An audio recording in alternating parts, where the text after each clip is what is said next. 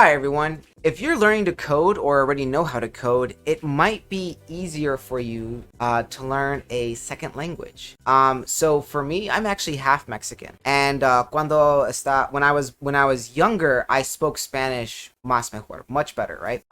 But at a certain point, I just didn't keep with it, and now that I've moved, it's something that I really want to make sure that I can get back into and get my Spanish game up, right? So with all that being said, here is how I am teaching myself how to speak Spanish, right? Para hablo español. Y también, I want to show you that when you've learned how to code, right? When you taught yourself, specifically if you taught yourself, you have a big leg up because the way you are thinking is going to be different. You've taught yourself how to learn and how to find resources online. And that gives you, in my opinion, a little bit of more of a step up compared to some of the other ways of learning how to code. Not that, there's not advantages there. I'm just saying I think there's a big plus in teaching yourself. So when you taught yourself how to code, you know how to find things, you know how to learn, and you know what works for you. So using that exact same mentality, this is how I am making myself better cuando yo hablo en español. Okay, so the first app that we need to think about is just gonna be an obvious one. This is called Duolingo, right? And Duolingo is very popular and very well known.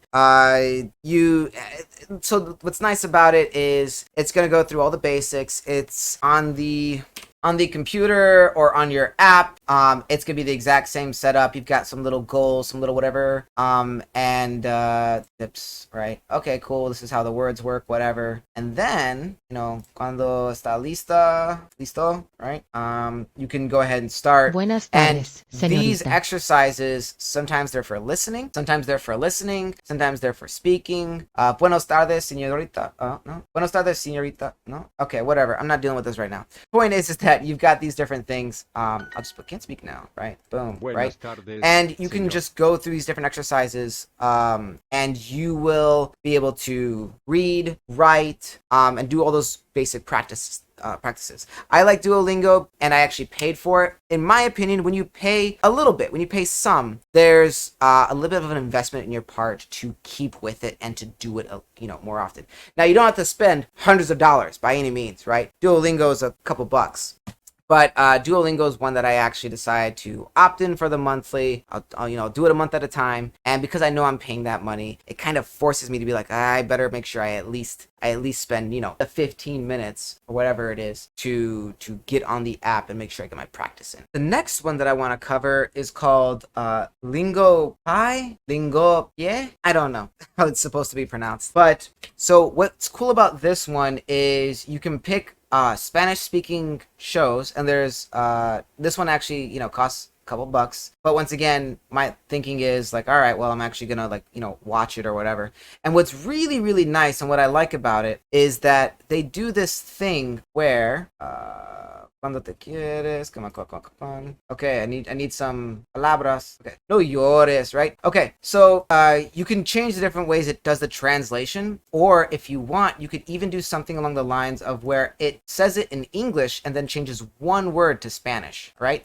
And what I really like is that if you know a lot of Spanish, you could even do like, okay, what's más o menos? You can click on it and it'll actually show you what that translates to, right? And if you really want, what you can end up doing is doing what I do, and you can actually have it all in Spanish, right? Pero when there's something that you don't know, like wait, what is gatos? Oh, nosotros somos gatos. We are cats. Ah, okay, cool. So anyways, that's just a really nice feature that is nice because when you're watching a show, especially if you're watching one in Spanish and you aren't familiar with it and you want to enjoy the show, but you gotta keep going back to English. No. Just give me the words. Oh, okay. Oh, yeah. Okay. Yeah, I get it. Keep going. Right. So that's a really, really nice feature that I have not seen anywhere else. So I'm using this. This is one that I thought was a pretty good. And what's also cool is at the end you can review the words from the episode or the whatever. Let's look at word list, right?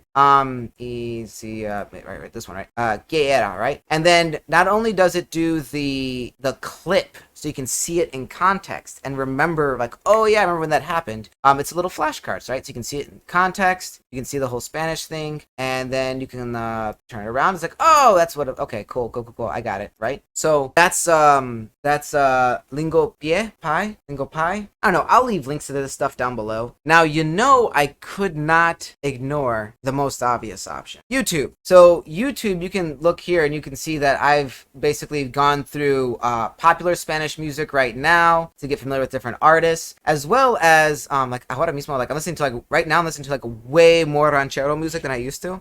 But the point is if I have the option, I'll put on the subtitles in Spanish, right? And then I can go ahead and play the song and I can listen to it and all that kind of stuff, right? So all that, you can listen to it and watch it and listen and get the context of the words. And what I can also do is I can actually take the title, right? Take the song, I throw it into Google, right? I get the lyrics. So once I get the lyrics, I can drop them in this website, Tip 10, right? And once again, I'll leave the link down below.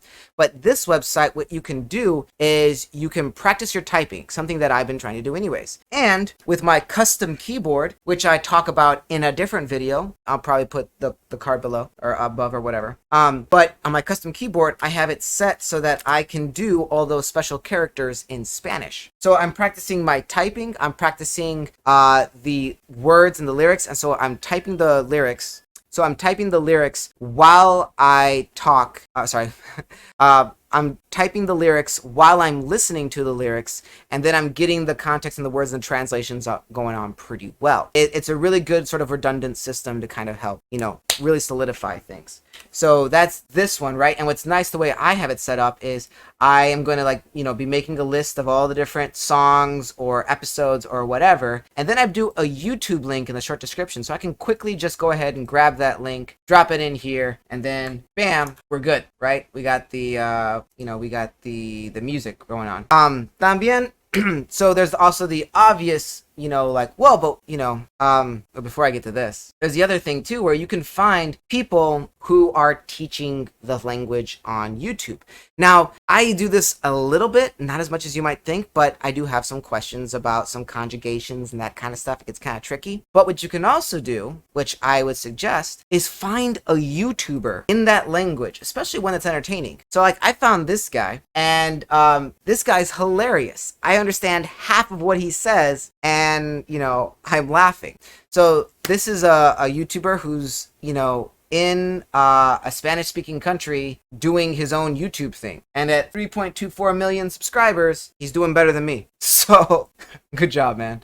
Y también we have things like watching shows that you already are watching or listening to in the background. I'll usually put on something that I know really well, and so I know The Simpsons really well, especially like my more nostalgic memories of The Simpsons in the earlier seasons. So what I can do is pop on The Simpsons. I can put subtitles in Spanish and listen to it in Spanish. And also what's nice about doing it this way is that when you listen to something like a show that you enjoy in that other language, you already have a sense for how it goes, but some things don't transfer over culturally, right? So sometimes they have to make brand new phrases or ideas or brand new jokes. So there's certain jokes you'd only be able to see or listen to if you're listening to it in, for example, in Spanish. And the very last thing is Google, right? Or the Amazon choice, Alexa. So those options, I'm all the time being like, hey, how do I say this? How do I say this, right? And also on my phone, what I'll do is I'll go ahead and have a English and Spanish translation. I have Google Translate. Now, you don't want to do large swaths of translations because Google Translate can only do so much for you. And sometimes things get kind of wonky. But if you're trying to do like 1 or 2 words or a phrase, it can be very, very helpful, right? And as best you can, try and use the closed captions if they are provided from the actual song person, the actual singer, instead of trying to do it from your just Google Translate, because they can only do so much and sometimes things get crazy. So anyways, so that is how I am learning mi idioma segundo idioma, yeah, idioma segunda, right? Anyways, yeah, I got a whole history with how I've been trying to do that. If you're interested in learning more about how that goes, if I ever get around to building a Spanish YouTube channel, I'll put a link down below, okay? Thanks for watching, guys. If you have any thoughts, questions, whatever, like, comment, subscribe. You know the drill. Thank you very much. Have a nice day. Bye-bye.